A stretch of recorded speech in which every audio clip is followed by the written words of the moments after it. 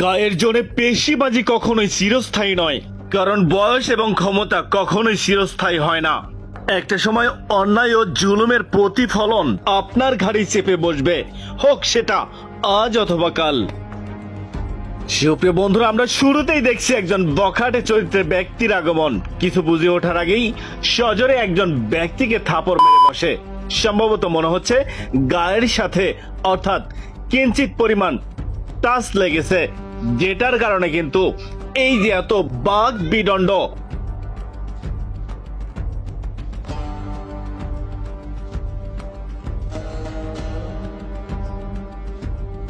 একটা পর্যায়ে সেলুন মালিক কাস্টমার সহ তাকে বোঝাতে গেলে আরেকজন নর সুন্দরের গায়ে হাত তোলে। ভাবা যায় কতটা কুরুচিহীন ব্যক্তিত্ব, যা কিনা নিম্নতায় মূর্খতার সামিল। আমি মনে করি হয়তো উল্টা পাল্টা কিছু খেয়ে এসেছে। সুপ্রিয় বন্ধুরা, আমরা সবাই জেনে থাকি যে হেয়ার কাটিং করতে গেলে প্রথমেই আগে সিরিয়াল মেইনটেইন করতে হয়। সেখানে কোনো ব্যক্তি যদি ব্যক্তিগত কাজের ক্ষেত্রে বিশেষ কারণে, যেমন গাড়ির টিকিট, ট্রেনের টিকিট, এমনকি বিয়ে করতে যাবে, সেই ক্ষেত্রে নরসুন্দরের কাছে অনুমতি না নিয়ে যিনি তার আগে সিরিয়াল দিয়ে বসে আছেন, আমি মনে করি সেই ব্যক্তিকে যদি রিকোয়েস্ট করে হয়, সেখানে 90% মানুষই অনুমতি দিয়ে দেয়। আর সেটাই হলো ফ্যামিলিগত শিক্ষা। কিন্তু এখনকার চিত্র পুরোটাই ভিন্ন। ফুটেজে থাকা বখাটে ব্যক্তি উড়ে এসে জুড়ে বসেছে, আর যার কারণে পাইকারি রেটে কেলানি খেতে যাচ্ছে। বন্ধুরা, আমরা দেখতে পাচ্ছি যারা সিরিয়াল দিয়ে বসেছিল তাদেরকে কিন্তু বের করে দেওয়া হলো। একটা পর্যায়ে নরসুন্দর উচিত কথা বলার কারণে আবারও সেই বখাটের সজোরে তার গাল কষে চর মেরে দিল। ভাবা যায় কি পরিমাণ ডেট ফেল মাল খেলে এরকম আচরণ করতে পারে। আমি মনে করি রাশি চক্র অনুযায়ী আজকে ওর কপালে শনির দশা আছে। সুপ্রিয় বন্ধুরা, তারপর কি হবে বা কি হতে যাচ্ছে সেটা দেখতে ফুটেজটি না টেনে দেখতে থাকুন।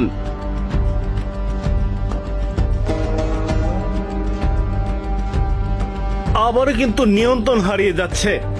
নরসুন্দরের ভাষ্য অনুযায়ী গায়ে যে কাপড়টা মোড়ানো সেটা নাকি নোংরা, আর সেটার কারণে আবারও কিন্তু গ্যাঞ্জাম বাঁধানোর চেষ্টা করছে। একটা পর্যায়ে এই কাপড়টা কিন্তু খুলে দেয় এবং অপর নরসুন্দর ব্যক্তি সেই বখাটে ব্যক্তিকে শান্ত করার চেষ্টা করেও কিন্তু ব্যর্থ। বন্ধুরা, হলুদ শার্ট পরিহিত ব্যক্তি তিনি কিন্তু এখান থেকে বের হয়ে যাচ্ছে, অর্থাৎ সে কাজ করবে না, কিন্তু দ্বিতীয় নরসুন্দর তাকে কিন্তু ফিরিয়ে আনার চেষ্টা করছে। একটা পর্যায়ে এখানে কিন্তু এই যে একটা গ্যাঞ্জাম বাঁধানোর চেষ্টা। তো একটা মানুষ কতটুকু করলে এমনটা করতে পারে আর কি ভাবা যায়। বন্ধুরা, অনেক সময় খেয়াল করবেন, আপনি যখন পাগলকে খেপাতে যাবেন তখন সেই পাগল নিয়ন্ত্রণ না থাকলে হাতের কাছে যা পাবে তা দিয়েই আঘাত করবে। আর অন্যদিকে এই বখাটে ব্যক্তি কোনো কারণ ছাড়াই এতটা মেন্টালিটি আচরণ করছে, তাতে বলা যায় তার শেষ চিকিৎসা ভ্যাকসিন। আর যেহেতু ভ্যাকসিনের কথা উঠে এসেছে, তাই নরসুন্দরের গায়ে প্রচন্ড শক্তি থাকার পরেও সাময়িক সময়ের জন্য নত স্বীকার করছে। তার কারণ তারা যদি অন্যায়ের প্রতিবাদ করতে যায় তাহলে এমনও হতে পারে তারা নিজেরাই ক্ষতিগ্রস্ত হবে। কারণ ওই যে বললাম, পাগলের সামনে যা পাবে তা দিয়েই আঘাত হানবে। মনে রাখবেন, সেলুনে যে বস্তু থাকে সেটা দিয়ে একটা মানুষকে পরপারে পাঠানো সম্ভব।